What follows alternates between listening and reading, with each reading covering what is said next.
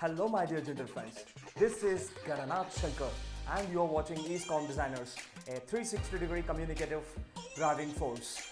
Yes, after watching the thumbnail of today's episode, some people they could have surprised and there is no doubt that many people could have shocked.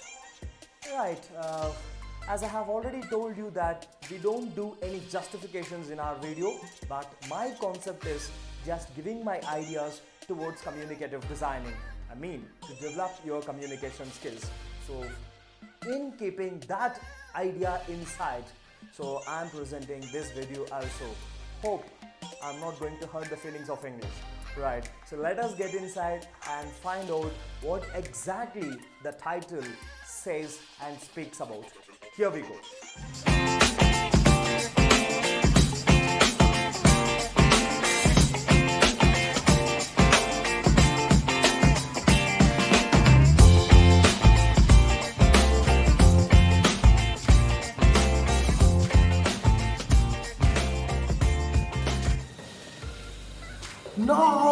No grammar. Now we are going to learn tenses, the part of grammar, and then we'll learn active voice and passive voice also.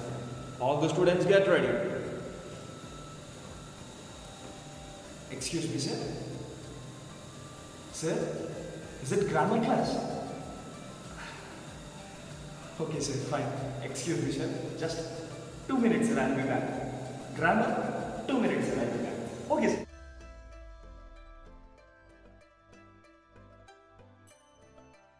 Welcome back my dear gentle friends. Right, shall we discuss about the title of this episode? Grammar R.I.P. Fine, you all know the meaning and the expansion of the word R.I.P. Of course, R.I.P. is nothing but rest in peace. So we use this terminology to convey our condolences when someone passes away. And we are also using this particular R.I.P. these days for trolling something or for trolling someone. That is something very bad. Fine, let us not get inside this controversial things. Fine. So why I have given this controversial title for this episode, R.I.P. grammar? Why to say rest in peace for grammar? Fine, I will give the clear explanation for that. But before that, we need to know something about the word grammar. Fine. So now let us do one thing. Let us go to our flashback in order to know what is the grammar and what is the importance of grammar for any language. Let's go to your childhood. I mean to say, go to your 5th standard or else go to your 6th standard. In your 5th or 6th standard, very particularly your English teacher could have told you that grammar is very, very important for speaking any language, particularly for English. If you don't learn grammar, if you don't concentrate on grammar, then you can't speak English, you can't get good marks in English. Right, so they have crammed something very, very annoying, something very, very, what is that, a dangerous kind of feeling into our brain, like grammar is a ghost. Grammar is something which is very, very difficult for learning, for practicing. I believe they have crammed something like that. So maybe because of that, we always feel when someone sounds grammar very typical and very odd. Right. So now let us clearly discuss about what is this grammar. What is this terminology grammar speaks about? It's very simple. Grammar is nothing but the word which speaks about the structure of any language. Yes. Learning about structure of any language is nothing but a grammar. Grammar is not just related to English. It is just an English word, but not related only to English. It is related to any language. So grammar speaks about the structure of language. I believe now you know the importance of grammar. It's very simple. The bottom line is very, very simple. If you learn grammar, you will automatically know the structure of that language. If you know the structure of that language, you know how to arrange the words into sentences and how to bring these sentences into your conversations. So for this particular sake, we need grammar. So yes, of course, the concept of grammar is very, very important for learning and speaking any language. And now, see, grammar, coming to grammar, I would like to divide this particular grammar in these modern days into two divisions. The very first one is the traditional grammar and the second one is the modern communicative grammar. What? Traditional grammar?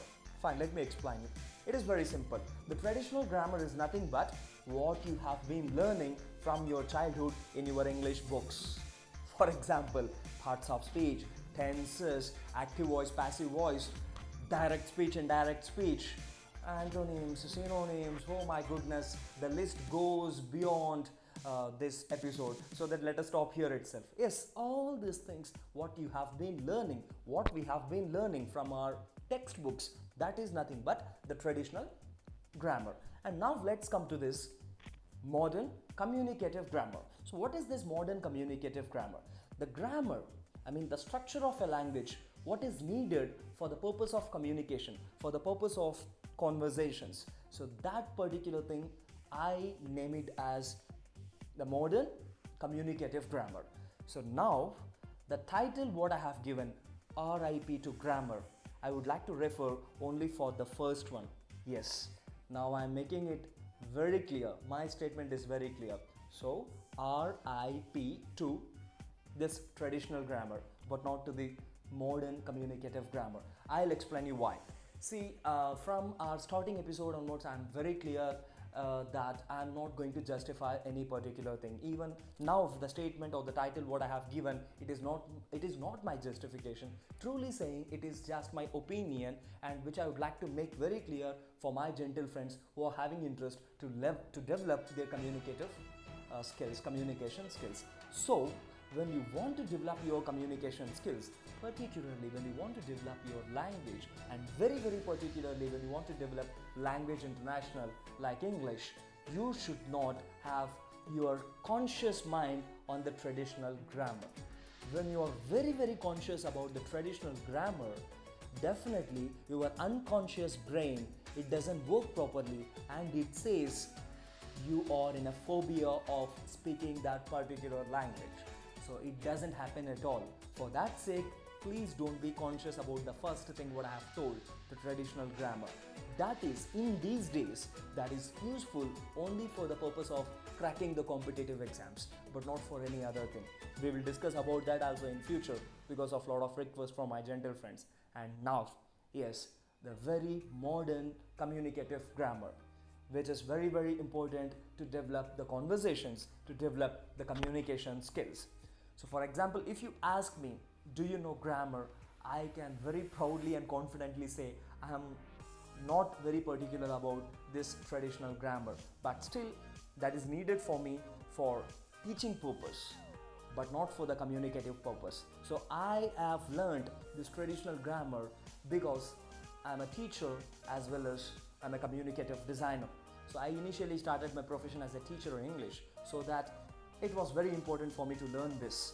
But this particular thing only gave me the confidence to spread the fragrance of communication skills. Simple example, my dear gentle friends, this modern communicative grammar gave me the confidence to do these videos. So I strongly believe, my heart strongly says that modern communicative grammar is more important than the traditional grammar for your communication skills. So from our next episode onwards, we are going to discuss in detail about the modern communicative grammar. What are the things, how to learn that, and how to communicate by knowing the structure of this modern communicative grammar. So for that, what you have to do? You have to wait patiently for the next video. Don't worry, I'll not test your patience by this time. I'll be doing the video within 1 or 2 days, and you can crack down what is the modern communicative grammar. And a small request, what I do in my every episode, the thing is, supporters to support you.